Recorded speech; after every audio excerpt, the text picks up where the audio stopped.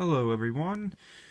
Welcome back to another edition of American Pizza Books. And today we're going to be doing a book review, and that is going to be on, as you can see, The Pillars of the Earth by Ken Follett.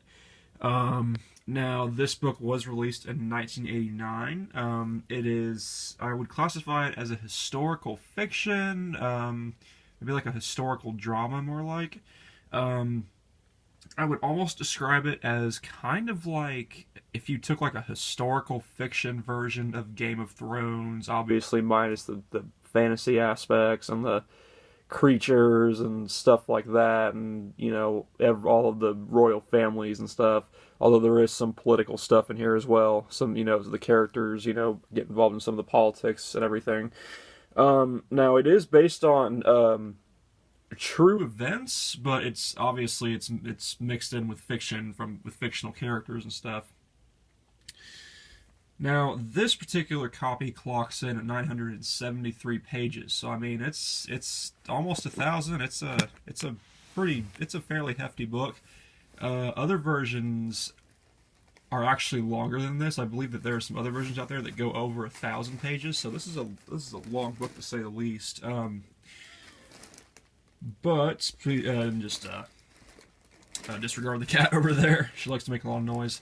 But anyways, so yeah, this is a pretty hefty book. So I'm just going to go into the review of this. Now, the first thing I want to talk about is the theme. Now, I feel like an overarching theme in this book is one of hope, because the characters in this book, they go through a lot. I mean, the characters that are the protagonists and stuff. I mean, they go through a lot. Like, they get knocked down a bunch of times, and even when it seems like they're in a completely hopeless situation, they still go on. They still try to do the best that they can, and eventually they do persevere, and they end up, good things end up happening to them because they didn't give up, and they kept having hope and everything, and they, despite the conditions and the situations that they found themselves in. So hope, perseverance, and just the fact that, honest, good, true, hardworking people will eventually get, all the good things that rightfully should be coming to them. And, the people who are scheming and just evil will eventually get what's coming to them, too. So, that's what I'd say the theme is, just hope and perseverance. So now we're going to get into the review of this book. Now the premise, if you read the premise alone, you would probably think that this book is just nothing. It would be boring and stuff. I myself, last year, actually, I read the premise of this book and I was just like, nope, and I just put it down. But I mean, I went back and I read a few reviews and they said that it's much more than the premise makes it out to be, and it really is. I mean, the building of the cathedral, it's a major thing throughout the book. Like, it's definitely there. It's definitely a major thing that's going on in the book, but that's definitely not all that it's about, for sure. Like, I mean, you follow several characters. In the beginning of the book, you follow Tom Builder and his family. He's trying to find work. He's kind of down on his luck after a certain thing happens with one of the antagonists of the book. You also follow Philip, who is a monk. You get to learn his backstory. He's a pretty cool character. You also eventually follow the character Aliana, who is the daughter of an earl. She's part of a royal family. Something happens to her. She gets knocked down and everything. You also eventually follow Jack, who... there's also another character, Ellen, who Tom ends up meeting, and eventually they get together, and then Jack is Ellen's son. He ends up becoming a main character in the book. So you follow a lot of characters. You also follow William, who I'd say is the chief antagonist of the book. He's just not a good guy. And then you also have Bishop Walleran, who is just a very scheming priest who is not a good guy either. But, ultimately, the premise I would give 4 out of 5. The reason only 4 out of 5 is because I could see the premise intimidating some people, or just throwing off. Some people are turning off, more like some people, to reading this and everything. But, I mean, if you've read the premise before and you've thought that this book would be boring, I would urge you to take a chance and just read it because it actually is very good. It's much more than about just building a cathedral. So premise 4 out of 5. The characters I gave 5 out of 5. I mean, these characters, they go through so much. You follow them over the span of 50 years. They felt like real people. They all had flaws. I mean, you felt like you were there with them, going through all the things that they were going through. You felt their pain, you felt their suffering. I mean, you felt, when they were happy and everything, you felt the challenges that they went through. Each character, I would say, is different. The good guys weren't all alike. I mean, in fact, I would say that there was actually some conflict between between the protagonists even, because some of the protagonists have different beliefs when it comes to religion and stuff like that, which I feel like is another kind of mini theme in this book, is probably maybe religion, sort of, but it's not there a whole lot. But yeah, I mean, so that made it interesting. The antagonists, I don't want to say that William was, because like I said, William would probably be the chief antagonist. I don't want to, he wasn't one-dimensional by any means, but I felt like his character could have been fleshed out a little bit more, because there's also his mother, Reagan, in the book, and she is not a very nice person either at all. She's very scheming. I mean, she almost reminded me of Cersei Lannister from Game of Thrones, except minus the looks and everything, because she's described as extremely ugly in the book. I actually thought of like Dolores Umbridge from the Harry Potter series, the Harry Potter movies, and pictured her as Reagan in the book, except with a bunch of sores on her face. That's how she's described. But anyways, I'm getting off topic. But yeah, I wish that Ken had kind of gone into the backstory of William a little bit, because William would talk about, and when you were in his point of view, he would bring up how his mother would like just terrorize him and scare him and everything, how she would just, tell him about hell, because the one thing William is afraid of is hell and going to hell and everything. He's afraid that he'll end up going to hell and everything. It would have been interesting if Ken had actually like done like some flashbacks with that and brought us through actual like point for point scenes of what happened with William and his mother. That would have been interesting. I think that would have fleshed out William's character a little bit more, but I'm not, but that's just a kind of a tiny nitpick. Bishop Walleran was he was a pretty interesting character. Like I said, he's a priest, but he's a very scheming, very politically driven priest. I mean, and you get, I mean, his character wasn't the most fleshed out, but I mean, you got a good sense of his character and everything. You do get a backstory with him as well, because you realize that he was ambitious from the very beginning.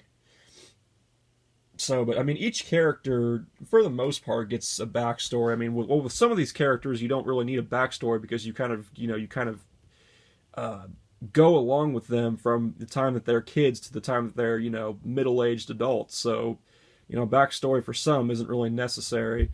But again, but despite that, I mean, all the characters, they felt like real people. They were not cardboard cutouts by any means. They were very well written. So I give the characters 5 out of 5 stars. The writing did start, and here's the thing about writing in me, okay? I'm not picky about the writing. It doesn't have to be Shakespeare or Hemingway for me to enjoy it. As long as the writing serves as a good mirror into the story, that's all I care about. If the writing can transport me into the story and make me feel like I'm really there, it's doing a good job. So, again, writing doesn't have to be all purpley and flowery for me to enjoy it. I'm not one of those pretentious readers. I can enjoy something that's not Shakespeare or Hemingway. But as far as the writing goes, it did start off a little bit, and other people pointed this out, it did start off a little bit simplistic, but as it went on, it kind of evened out and everything. I do have one tiny criticism of the writing, though. There were a few words in the book that I felt like would not have been used in 1100s medieval England. One word that was used repeatedly was cash when referring to money. I don't think that the word cash was, I don't think it would have been used in the 1100s and the Middle Ages and medieval England. I don't know, maybe it was, but I don't feel like it was, though, because I feel like that. Also, There was one point, this word showed up once, but it bothered me a little bit. One of the characters was describing another character, and they used the word sexy, and that wouldn't be a word that would be used back in that time. And I understand that it's not going to be completely 100% like written in how they would actually talk in 1100s England. I get that. I'm not being too critical on that, but just those few words I feel like probably weren't used in that time, so that threw me off a little bit. So the writing I would give 4 out of 5. Not bad by any means at all, but just those few things kind of threw me off a little bit. So now we move on to the journey, which is basically just how much fun I had with this book, how good of a time I had with it. I had a pretty good time with this book. It's a pretty fun ride. It's like I said, you follow multiple characters, you get to know them, and all the things that they go through, and they go through a lot in this book. They go through a lot of shit, and it's interesting to read.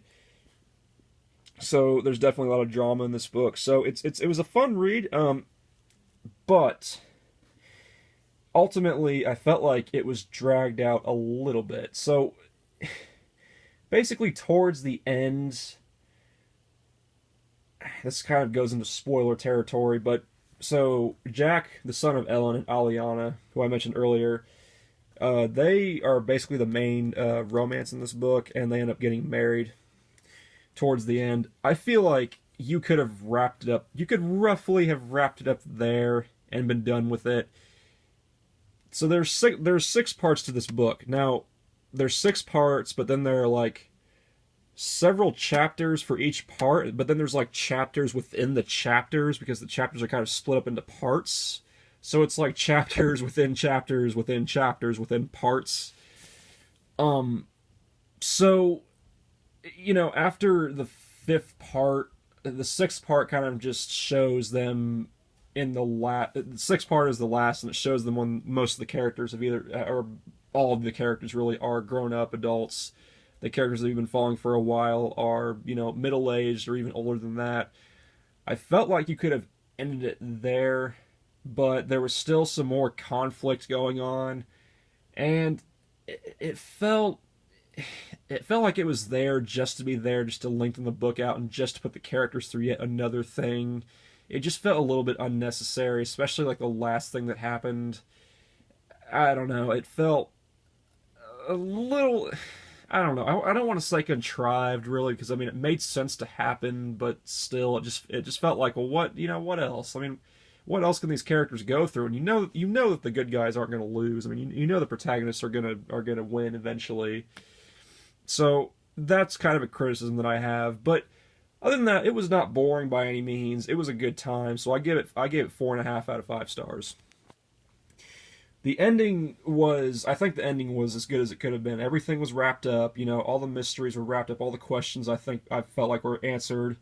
I wasn't left, wondering. I wasn't left with any more questions or what ended up, or left wondering what happened with this or that or something. I didn't feel really dissatisfied with the ending. I felt like it was a good ending. It wrapped everything up. I was satisfied, and I was just like, okay, all right. So I give the ending 5 out of 5. So overall, what do I give this book? Overall, I give it 4.25 out of 5. It gets the 3/4 of a star knocked off, kind of for the length. Now, I'd say the length is for the most part, it's justified. But like I said, I feel like it's a bit drawn out, just a little bit. Also, the few words in the writing that were used just felt a little bit off to me, so that was another thing.